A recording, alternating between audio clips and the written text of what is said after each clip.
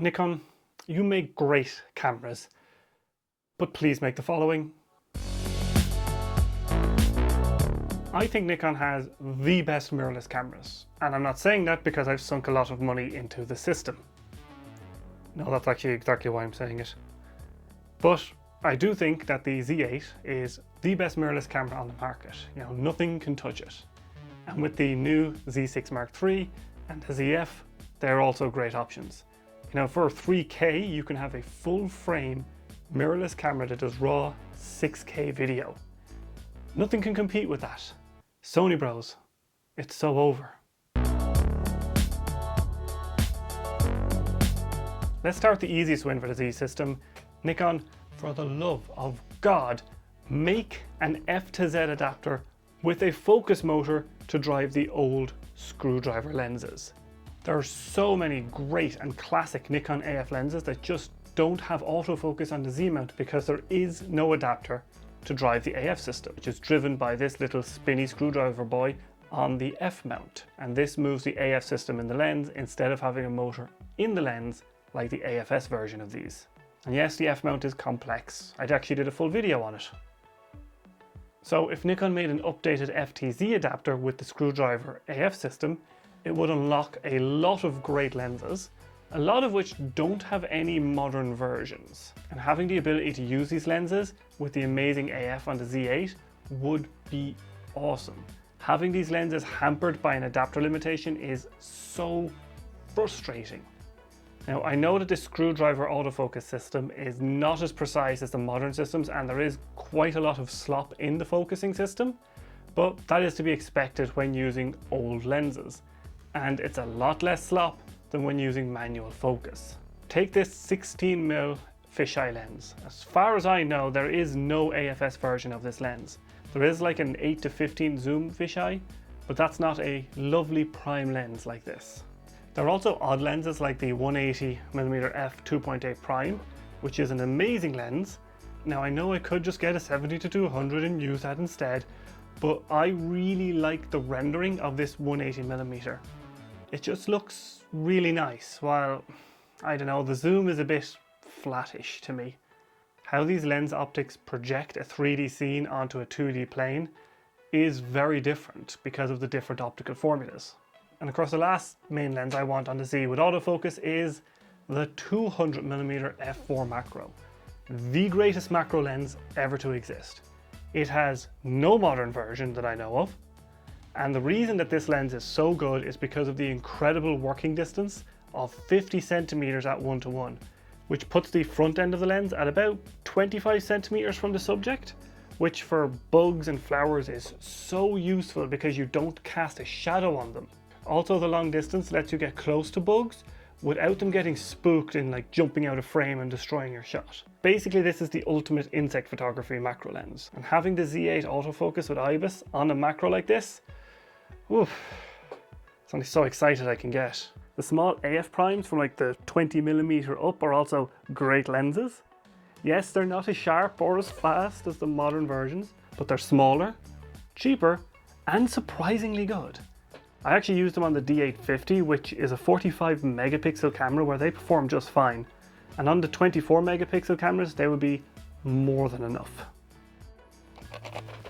I can't handle all these small primes. But there's so many other lenses like the 105 f2 DC lens that renders portraits amazingly. So Nikon, please make an updated version of the F to Z with the focus motor so I can use these lenses on it and it would just tie the F and Z mount together beautifully.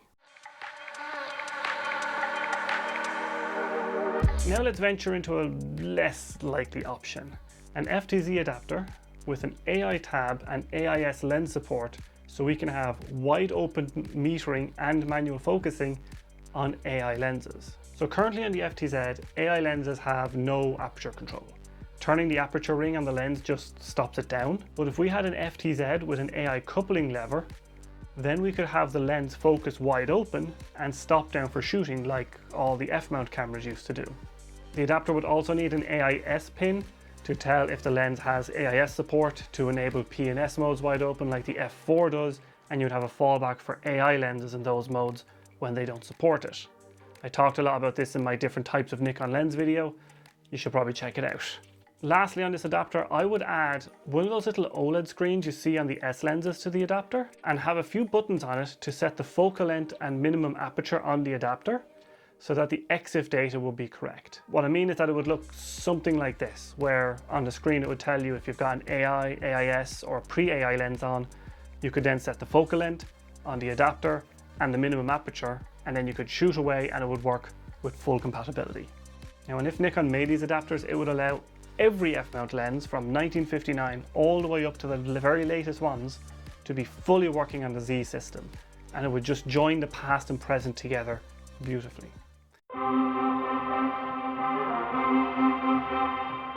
Anyway, getting back to more realistic things, on the Z cameras, Nikon, please add a shutter priority mode to all the cameras in video mode. The Z8 does not actually have this. If you put the camera into shutter priority in video, it just acts as if it's in program mode. Now, when I'm shooting, I actually shoot in manual mode with auto ISO for video, so this wouldn't really affect me. But one thing I would love is a shutter angle option in the camera, so that I don't have to fiddle about with shutter speeds when changing the frame rates in video. It would be super cool to have a shutter angle that I could just set to 180 and I could change the frame rate and the shutter speed will be set correctly automatically. Nikon, make it happen. Also, Nikon, on the Pro cameras, add an option to separate the settings banks for photo and video. Now, I really like the banks, but having my photo settings affect the video when I switch over when using the same bank is frustrating as fuck. Let me separate them so that when I flick the photo video switch, the banks are changed to another set. And now we're about to go into complete fantasy land, but I would love to see Nikon keep the DSLR and SLR alive by making two cameras. A D850 Mark II, which would just be the D850 with the Z8 sensor jammed into it, so that in live view it would have all of the 8K video features and autofocus features from the Z8. And then the idea is that, you know, every 5 years or so, Nikon would make a new version of the D850 by just jamming the new mirrorless tech into the DSLR. So maybe when the Z8 Mark II comes out, they can just take that in a few years and jam it into the D850 Mark III. But also in tandem with this new D850 camera, I would like for them to make an f7. Now, this is not as insane as it sounds. Okay, it is insane, but if you built the D850 Mark II and the f7 as a pair, you could actually have a lot of shared parts to cut cost. So if you take apart a DSLR, you tend to have multiple modules like the shutter, the mirror box, and the sensor. So the idea would be to make the cameras share as many parts as possible, like the mirror box and the shutter modules would also be used in the film camera, and you'd essentially replace the sensor and image processing module with a film transport from the Z6. And also the cameras would have the same exterior shape and panels, but the film camera would just blank out a few of the buttons that make no sense, like the live view switch and the white balance button. So effectively what you'd end up with is an f6 with the autofocus and lens support of the D850, which would just be a dream for me. Now, these cameras will be expensive, low volume products, but it will be lovely to keep the Nikon f-mount DSLR alive and to have a new complex film SLR on the f-mount as well. And then taking these cameras and pairing them with these new FTZs I want Nikon to make, it would create a complete uniform system where film, DSLR and mirrorless all have a place. A man can dream, can't he? So that's all I really want, you know. A new FTZ to bridge the old lenses onto the new mount, the fantasy f7 and D850 Mark II, and maybe a Z6 Cine camera as well, which I think would be super cool. But even with all these fantasies, I actually think Nikon is doing great with the Z system and is actually becoming the leader in a lot of areas like video, which if you had said to somebody 7-8 years ago that Nikon would be leading video in mirrorless cameras, they'd probably laugh at you. But anyway, that's it from me. See you next time.